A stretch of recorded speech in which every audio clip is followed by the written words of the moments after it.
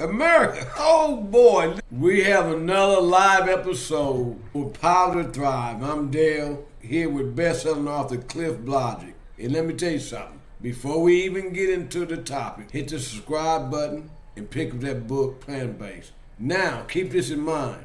Every time you tune into this channel, you're getting actual factuals. Today's topic is Canada tariffs. And it's really major right now. What do you say, Cliff? Yeah, so this was confusing to me because I didn't understand why the thing blew up with Canada. And because Canada's Prime Minister, Justin Trudeau, is having a fit over these tariffs. And Trump, I tried to listen to what he was saying, but it wasn't making a whole lot of sense. So I went to digging, and this is what I pulled up so far.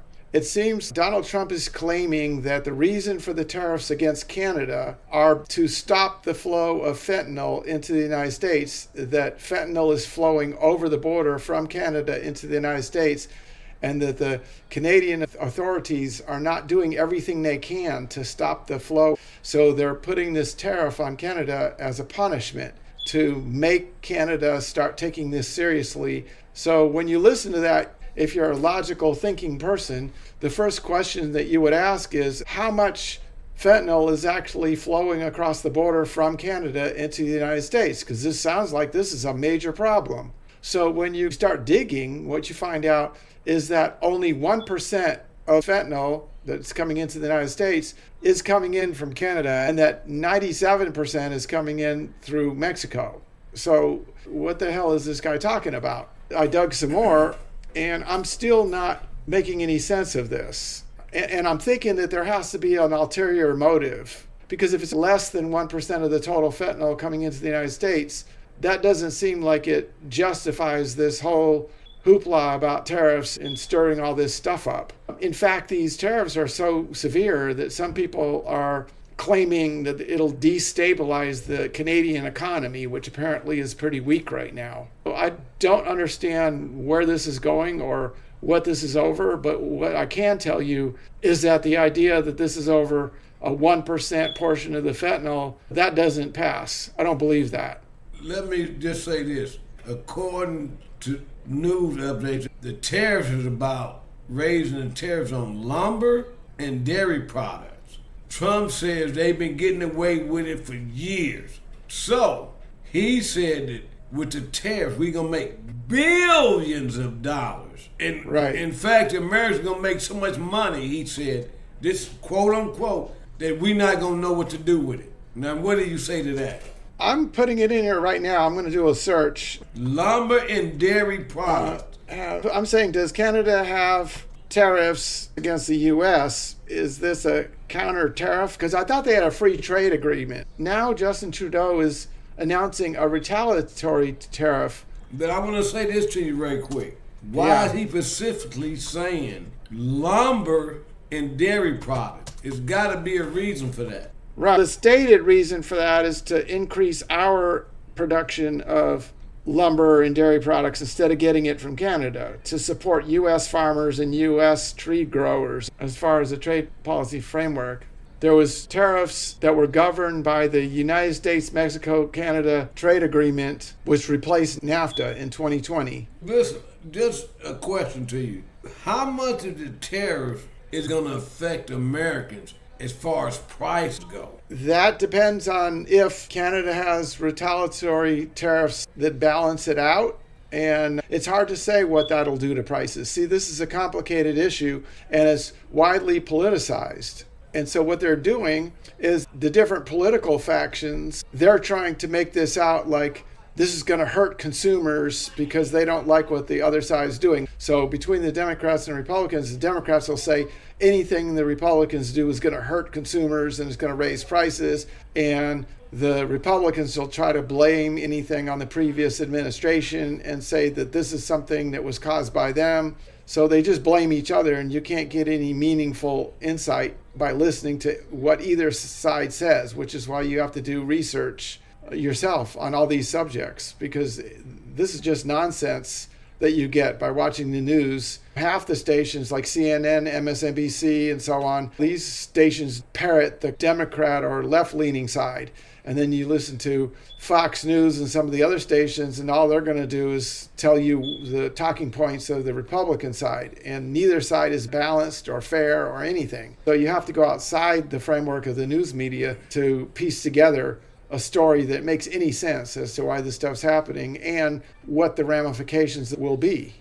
There's no easy way to just get on social media and have any understanding of this stuff. You get on social media and all you're doing is listening to stupid talking points. Like right now, just in a few minutes while we're sitting here, I'm trying to pull up what tariffs Canada had in place before this and whether this is a retaliation for earlier Canadian tariffs.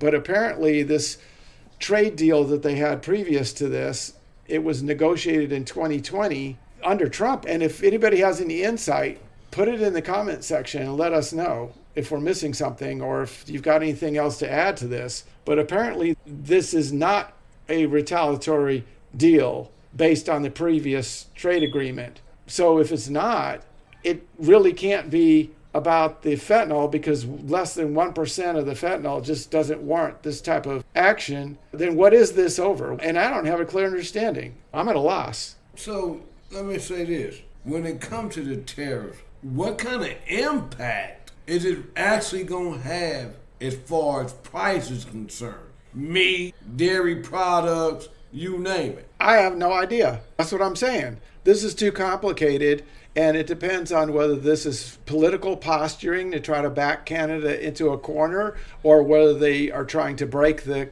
Canadian financial system or hurt their economy. I don't know what they're thinking when they're doing this. And I don't know whether it'll actually cause prices to go up. Of course, the Democrats and the left-leaning news is squawking about how this is going to drive prices up. They're trying to scare everybody. And they could be right for all I know. If you have a product, say for instance, in Canada, which is American made, they're pulling all American stuff off the shelves. So, with that being That's said, what they're saying. That's a narrative. But see, once again, we don't even know if that's the case, actually, because we're getting this through mainstream news that is stilted. You can't trust this stuff. That's what I'm saying. The left-leaning political parties and left-leaning news media are saying things, and the right-leaning news and the Republicans and Trump people are saying a different thing. And both of them have a track record of lying, a long track record where something like half of what they say is false. So you can't believe what you're hearing on social media at all.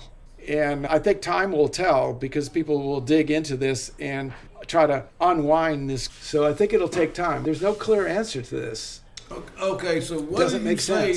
What do you say to when Trump says he puts these tariffs on Canada and America making billions and billions of dollars, so much that they don't know where to spend it?